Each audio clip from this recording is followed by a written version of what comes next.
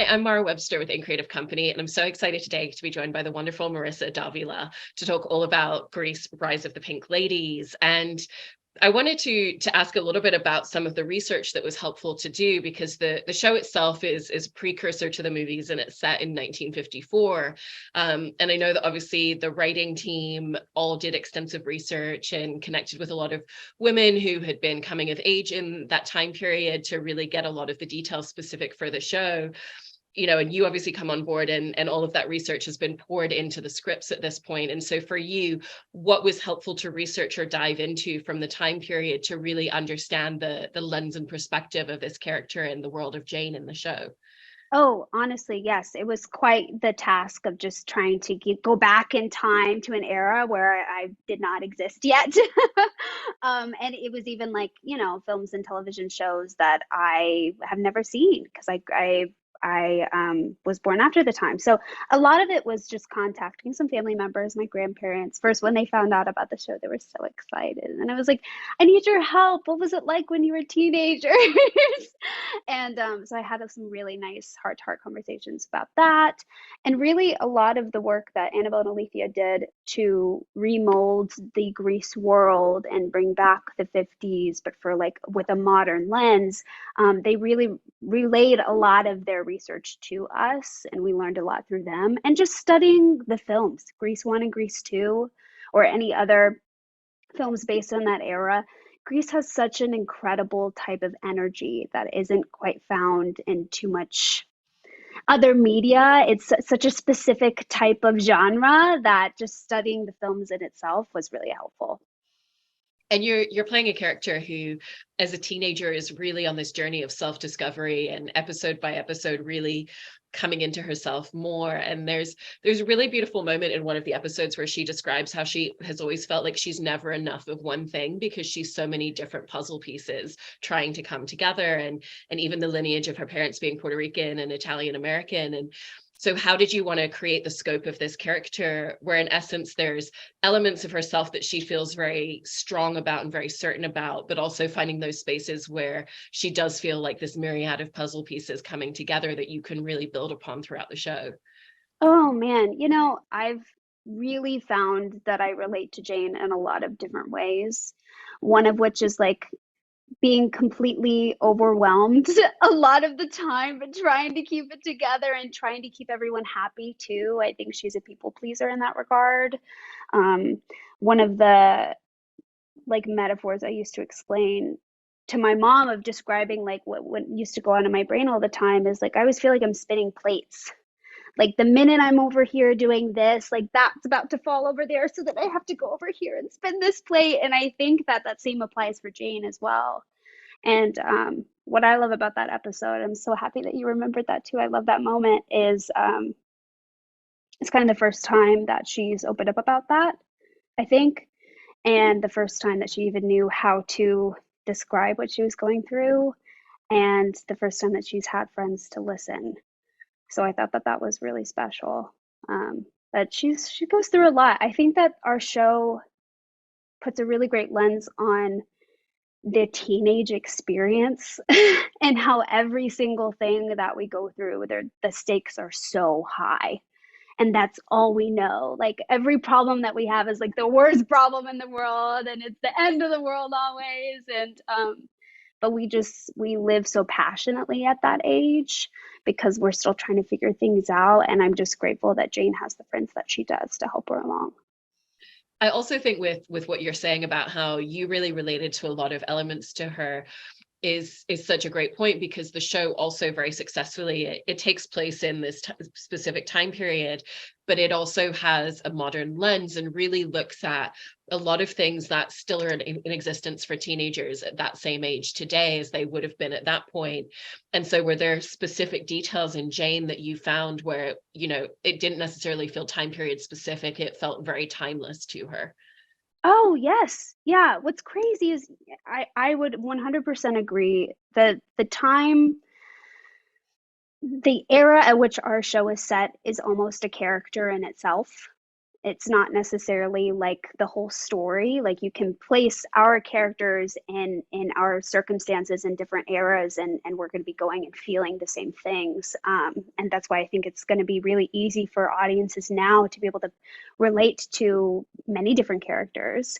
Um, I always, when I was filming this, there were so many moments where Jane had made a decision or was going through with something, and I was like, I would have never done this in high school, or like, when they take off in the car and the pilot and they steal someone's car, it's like I would have never had the bravery. I would have thought I was going to get in way too much trouble. I wouldn't have even tried.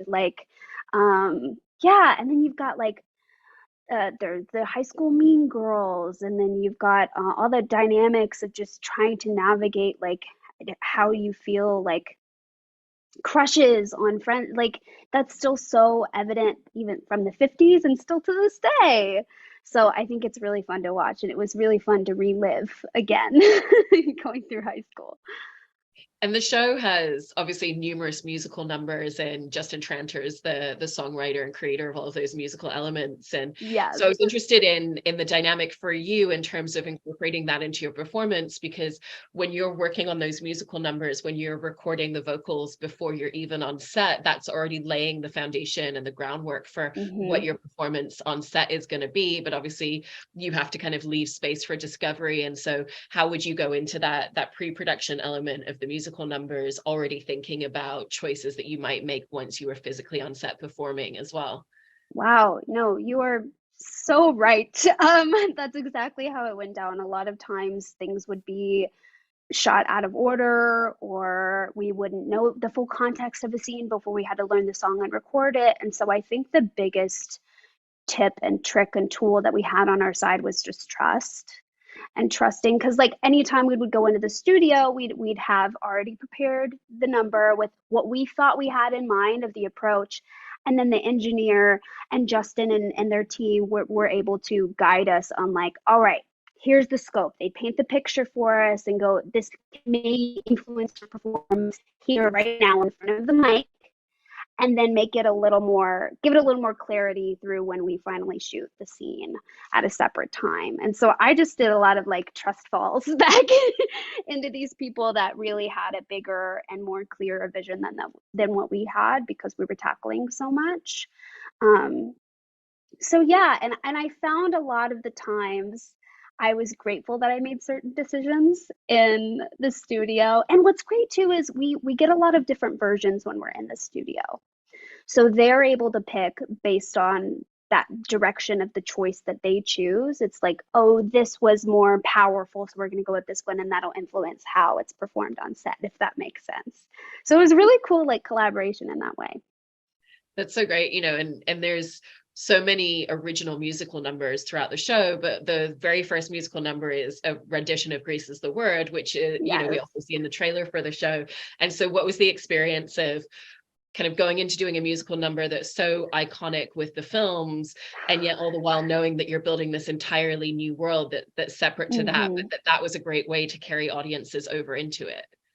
I think so too. I think it's a really nice transition, and little like icebreaker to introduce our show and get them back, reintroduce the feeling of Grease to them from the get-go, and going like, this is what we're honoring, but we're about to take it and make it anew, of something of our own. And Justin and their team, oh my goodness, mark my words, this is award-winning music.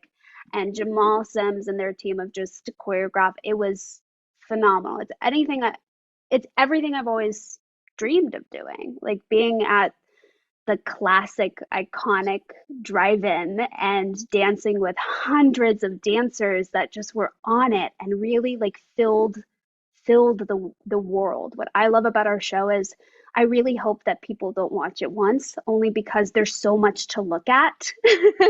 There's so many like background artists and dancers and other characters off to the side that are fully fleshed out characters that you might miss the first go around. So I think that that's a really fun factor about our show. But Grease is the Word. is iconic, and that was really fun for us to do. I have a funny story about one of those days. We did those in 3 night shoots at the drive-in, and one of the nights it was raining, it was pouring, and so we had to stop shooting for a bit and just wait for the rain to pass. But while we were waiting, they put Singing in the Rain up on the drive-in screen, and so we would just all stand there watching this movie, and yeah, it was really special. So even though it was like cold and freezing and raining, we were like, oh, we were still so happy to be there.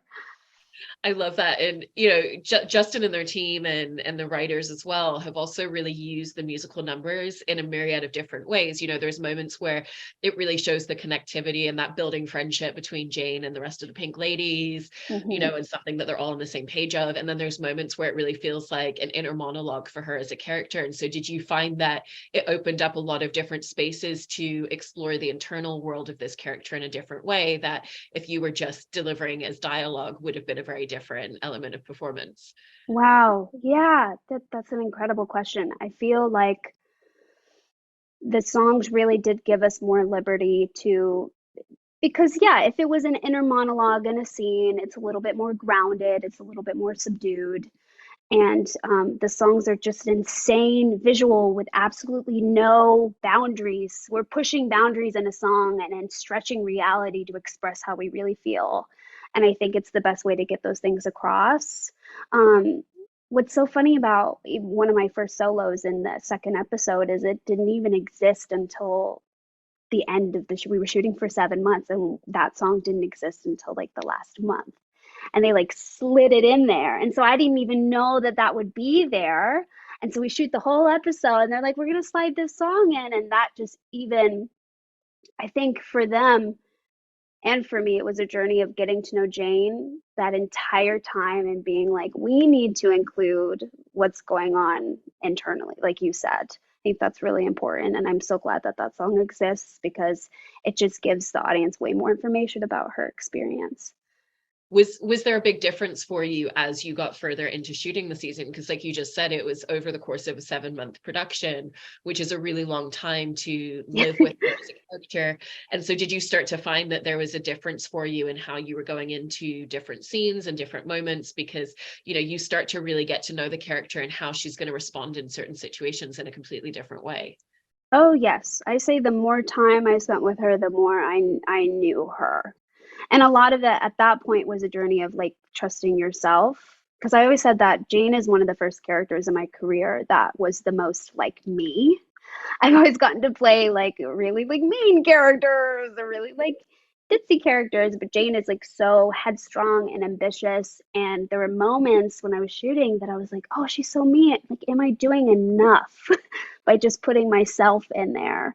And so I just had to like really trust that just the we always say that like acting is not really acting, it's just being. It's that was a real practice for me. And also I found in the first few months I'd brought all of these materials to set. I had like binders and notebooks of notes that I've taken for the character and things that we had written down during table reads. And I've got it like I look like Jane walking into school, taking it onto set, and I would study it in between scenes. And eventually I didn't need those resources anymore because I had gotten to know her through the scenes, and I was able to show up on the day and trust that I would know how she'd react to this thing that was going on, or I know how'd she say this, you know? So it was a really, really fun, long journey. And because you mentioned the table reads just there as well, what was the dynamic of how that would really help you with your process or knowing how you were going to go into particular scenes, just in having that moment where it's not just you sitting at home with the script, but it's you hearing the rest of the cast and being able to start creating that kind of freedom and space that you always leave open for what your scene partners are going to do. Yes, yes. I got really lucky on this show that I have incredibly talented, thoughtful, kind, smart castmates that I never felt like I was like alone treading water to keep a scene going. It was never that one of us had to carry all of the load. We were just balancing it so well together. And so what's really funny is we never really had all of our table reads were over Zoom. So the first time that we would do scenes in person would be on the day which was an incredible feat. And even sometimes when, scheduling became a little tricky, we would do table reads after we already started shooting the episode. So then you would get a feel for it even more so halfway through and be like, oh, it's so good to hear it once in order. Because if we didn't have the table reads, then we wouldn't even have access to that. So that was good. Oh, it was just really, it's amazing. I feel like every time I got to watch everybody do their work, I was able to just like, this is going to be good. Take a nice deep breath because it was so entertaining and amazing to watch everyone perform their characters that I was like, oh, I just get to like sit into this world with you? And with what you were saying as well about being able to bring aspects of yourself into Jane as a character, did you also find that that was the case in terms of the friendship dynamic within the Pink Ladies? Because at the beginning of the first episode, they're not in the same social circles. They're not hanging out with each other and spending time. They're kind of really drawn together from this space of solitude and isolation and feeling like they don't belong in their own pockets of the world. And so we get to watch the beginning burgeoning elements of what this group dynamic and what this friendship looks like and is going to become. And so did you Mm-hmm. find that also in coming into a new show and working with a new cast that there were elements of getting to build these relationship dynamics off screen for the first time that you were really able to bring into what that looked like on screen as well? Yes, I think so. What I think we were really good at, considering the circumstances, is one of our first days shooting was that last number of the pilot, Different This Year reprise. And we didn't know it. We probably have met like 2 weeks before then doing prep. And then we had to be like our first day on set, like holding hands and like BFFs from the get-go. And then that sets the tone, like what you decide to do as a character on that day sets the tone for the rest of the 7 months. And so I think all of us were really stressed of like those choices on those specific days. But then as it was all edited together and we watched it back, we were like, wow, we really knew what we were doing, we didn't have too much to worry about. But the lovely thing is like a lot of my scenes got to be with the Pink Ladies. And so there wasn't ever too much time that we were apart, which I really appreciate. But it's a really special thing. I think Paramount did a risky thing for on their end because I know how the industry works. Really trusting a lot of fresh new faces in the industry. A lot of us have never been on a production like this or put in these given these responsibilities, and I think everyone stepped up to the plate. And we've definitely grown a lot, that's for sure. That's so great. And, one of the scenes and the moments that I really love as well within that group dynamic is when we get to see them walking down the hallway in their jackets together for the first time, because there's this synergy between them, but also for everything that you've built in Jane in a very short space of time in the show is it's so different watching the confidence in her walking down that hallway with this group of new friends from when we meet her at the beginning. And, she's still kind of navigating who she is to a degree. And so even just in those first few episodes, how did you want to create this arc and this journey and this growth of confidence to a moment like that in the show? You're so right. It happens very fast. All of her decisions. And she's like, yeah, I'm going to do this. And in real life, I'm like, whoa, hold on, slow down. I think that just as it's same for real life as it is for on screen, that the speed of those decisions and that confidence and that courage really came from the support and the energy of the other Pink Ladies. I say that even when we're entering new stages of this job of doing press tour for the first time and we're standing backstage like holding hands and huddling. It's like I'm so grateful that I don't have to do this alone. And I think that's how Jane feels as well. And in terms of the jackets as well, the version that we're seeing on screen wasn't the first and only creation that the costume department No. came up with. Given that you went through a few different outfittings and different variations, I was just interested in what was kind of the journey and the growth of what that design looked like for the final version that we're seeing on screen.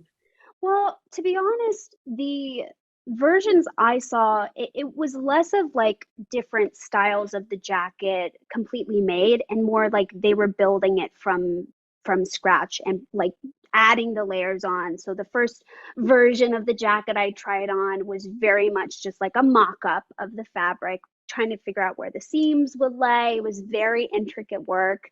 And then the next one maybe had the satin added on the inside. And then the next they were testing out like the lengths of the collars that they wanted and the style of calligraphy that they wanted for the names. It was so meticulously created that every time that they would come in, it would be like in a bag.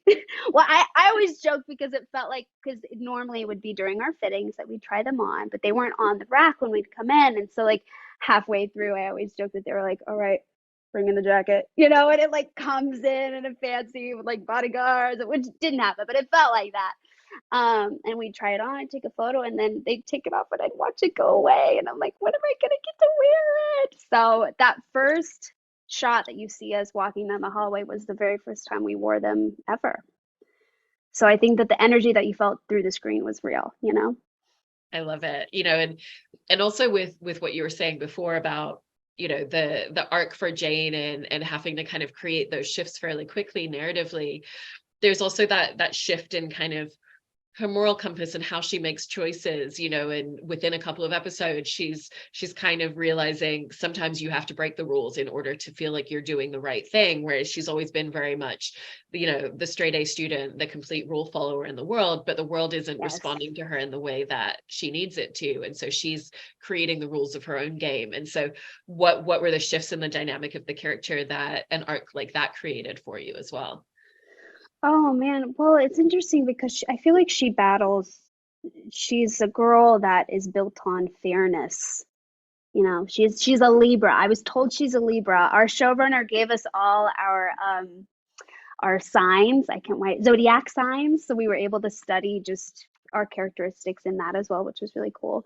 But she's all about balance and fairness. So when she sees any injustices or anything that doesn't make sense, she's like, but why? That's great. Like she's questioning it from the get-go. And she's found that a lot of times when she tries to speak up, either nobody listens or nobody's going to change anything. So instead of waiting around, not being heard, she's going to take matters into her own hands, for once and see what happens. One of the other moments that was really fun to watch for her character wise is in one of the episodes where they're at Richie's house and she kind of lets loose for the first time and kind of like opens up and she's just dancing with his family members and her friends around her. And it's very different to the choreography of the musical numbers. And so for a moment like that, how did you make that choice of what does it look like for a character like Jane to be dancing in a space where she feels very uninhibited and feels very comfortable in herself for one of the first times? That is so funny. You're really like touching on all, like, even on the day we were shooting that, in the moment, I was talking to Jamal, our choreographer, because we had already shot prior to that, like many other musical numbers where like Jane can dance in the musical numbers. So I'm like, when in this moment when she's having trouble dancing, how is that? And he was like, well, a lot of the musical numbers are the dream sequence scenarios where she's just, this is like what she wishes the world would look like, that kind of thing. And so I had full liberty this time to really show, without the help of being in a musical number realm, how would she approach just having fun and just dancing. And you're watching somebody who's not necessarily comfortable in her own skin just let loose. And I took a lot of inspiration from Carol Burnett because I grew up watching her in her physical comedy. And so especially in that moment, there was an episode of I think it's either the Lucy Show or I Love Lucy, where Carol Burnett was a guest, and she got to do they call her hard-hearted Hannah, working like Havana, or something like that. And I just grew up watching that episode, and I was like, I could throw some hips in there like she did, and take a note from the classics. So that was fun. I love that. And with everything that you've been describing in terms of just the experience of creating this show and spending the course of 7 months, and what do you feel are some of the skills that you really got to evolve or enhance within yourself as a performer from the experience of making this show? Oh, endurance. Endurance, learning how to pace myself, take care of myself, going just like nonstop, like balls to the wall hardcore for 7 months, it does damage on your body if you're not too careful. And so really putting my self-care first in moments that I can, and learning how to speak up for myself when I needed time or if I needed rest. And I learned a lot about advocating for myself, and just the whole experience is something, like I said, I've dreamed about doing my whole life. I used to, as a kid, watch like High School Musical or even Annie. Annie was probably one of my first musicals I watched. And I'd look up there and I go, oh man, well, I can sing. I like to sing, And I'm taking dance classes when I was a kid. I was like, and I can dance and I really like to act. I could do something like that. And that always sat in my mind. And so being on set, completing a project like this was just a wonderful full circle for me to go, you thought that you could do it and you can, and you did. So that was just, it was a beautiful moment just for myself to enjoy as well. It's so fantastic to hear, and I can't wait to watch the rest of the first season. So congratulations. Yeah. Thank you so much. Thank you. Yeah, thanks for having me. You had amazing questions. It was super fun talking to you.